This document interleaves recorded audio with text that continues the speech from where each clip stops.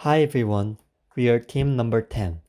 We have been taking this building, London Aquatic Centre, and let's begin with reviewing previous week's content.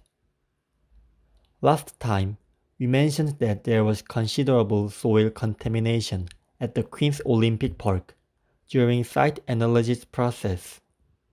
For that reason, there were industrial waste and freeze mountain. These should be resolved before proceeding the foundation. So this week, we're gonna talk about two problems the London Aquatic Centre faced before beginning the foundation at that time. After these problems is done, we will show you what basic method of foundation was used.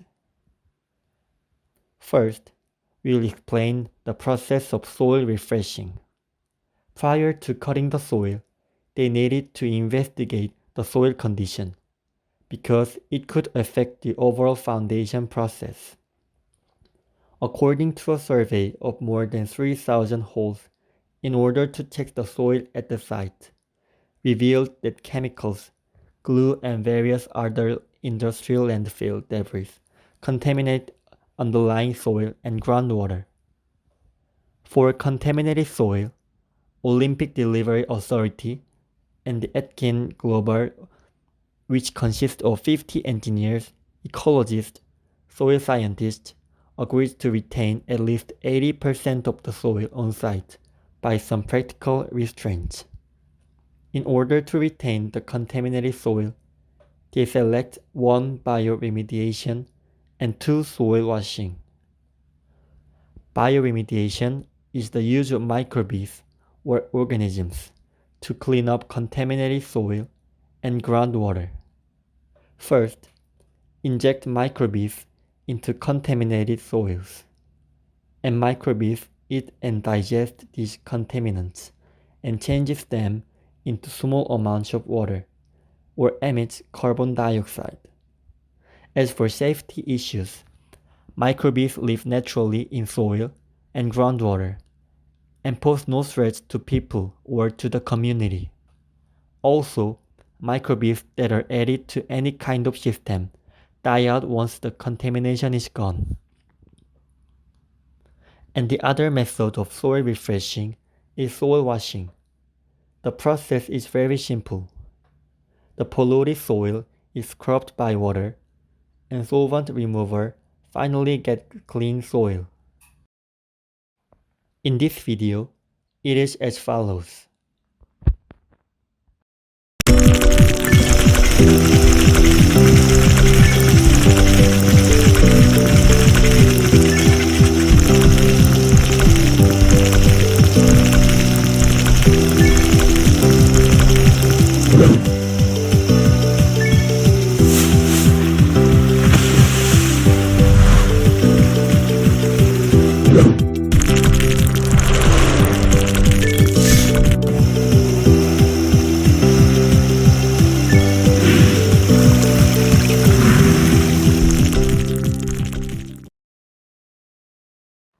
Because of the contaminated soil and the electric tunnel issues, foundation process was delayed for a while. After the remediation process for the contaminated soil and making a country tunnel for electric wires, finally foundation process could be started. There are 3 layers in the construction site below: alluvium, Lembas group, and Sanet sand from the top. The construction site was near to the river, so this made the topsoil as alluvium. The river beside made terrace deposit. The foundation soil condition was not an ideal, because alluvium soil becomes unstable when saturated due to the lack of aggregate. So, they need to make a deep foundation. They used cast-in-pile method for the foundation process. Then, what is the cast-in-pile method? This, also known as CIP method, is the method putting concrete piles into the ground until desirable depths, and disperse the load.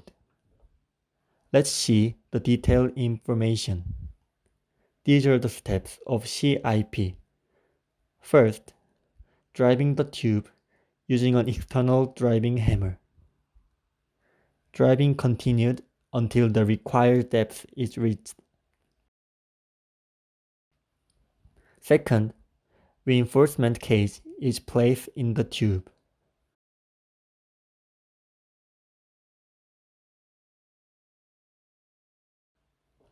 Third, fill the tube with concrete.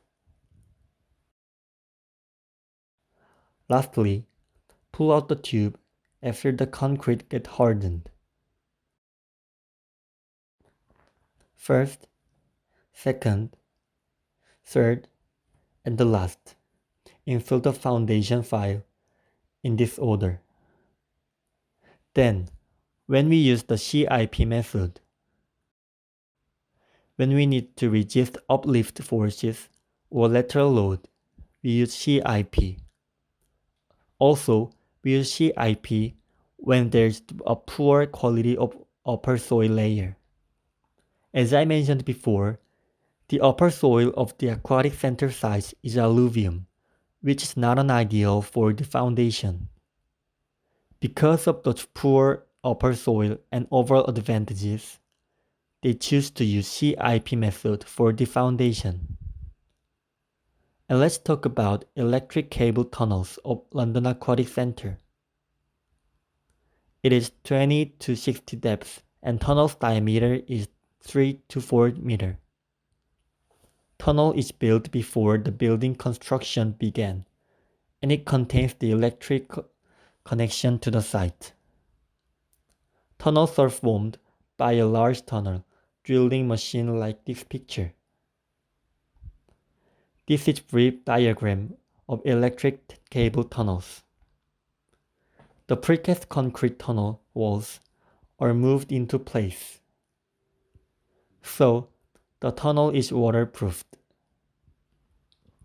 The electrical wires are then rolled out and put into cases attached to one side of the tunnel.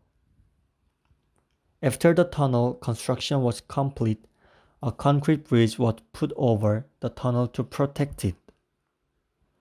Moreover, let's talk about brief principle of cable tunnels. First, cool air supplied to tunnel via air-water heat exchanger with waste heat recovery. Next, waste heat exits tunnel to air heat exchanger. Cooled air in tunnels flows through water pipes with waste heat recovery. So far, this was our 5th week of presentation. From 1st week to 4th week, we researched our building's basic information and some other issues. And by this week, we have started to focus on the construction, first with foundation. This slide contains face images of our team members. Our team leader, Lee Junsu, researched foundation piles, and Im Hyung-gyu researched about electrical cable tunnels. Yang Jae-young researched soil refreshing. Ko Jae-sung and Shin Sun-woong did the rest research, integrating PPT and recording. Thank you for listening our presentation.